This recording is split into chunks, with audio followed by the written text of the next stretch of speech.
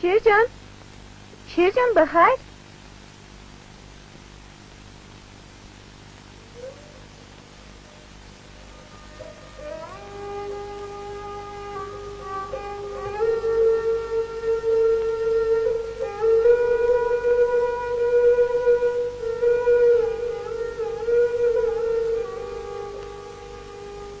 شیرجان ایزی چی میکنی؟ هیچ. چرا هیچ؟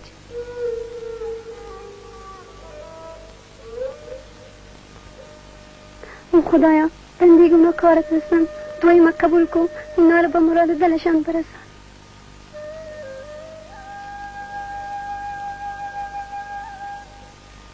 تو اینجا چی میکنی؟ بند بسته میکردم. خیر باشه. برای کی؟ برای دلم. برای دلت؟ هان برای دلم، برای تو که خدا نیستت نکنه، برای تو که خدا کمت نکنه، خدا دورت نکنه، برای تو.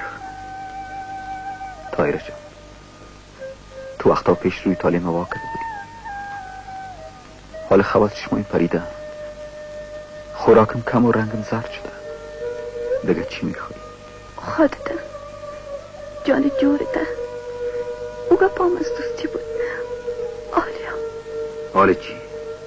تو خودت میفهم آزارم ندی. چی را؟ گپ راسته، گپ دل ما را.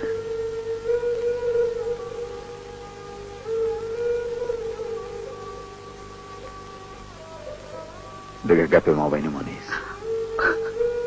از گپا گپ بر آمده و سالا را باد برده.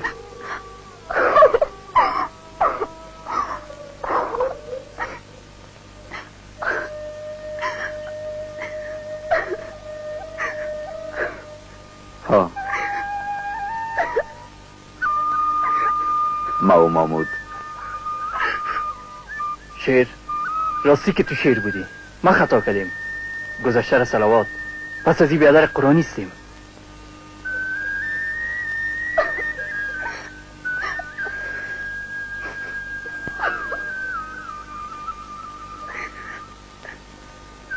شیرجان تو قول داری، تو قسم خوردی، مگه ما قول ندادیم؟ من دوست دارم،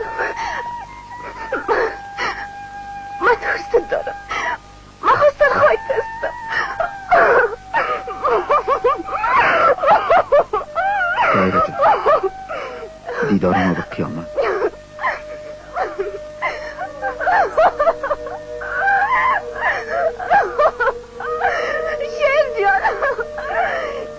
شیرجان اگه پشتم نگردی خونم بگردنه. شیرجان